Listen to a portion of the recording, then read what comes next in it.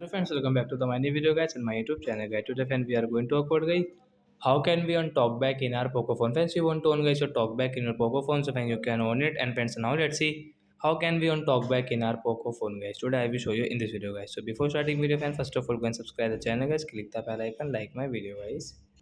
So first of all guys, open your phone setting to on your talkback. After on phone setting guys, scroll it. Then you can see guys your additional setting guys, tap here. Guys again scroll guys, you can see accessibility guys, tap here. Then guys click on this vision setting guys, and friends you can see your talkback guys. You want to on guys talkback, you can on from here. Then guys talkback will on in your Poco phone. And how can you use? Once you can guys you double tap, one tap and double tap, then guys you can back.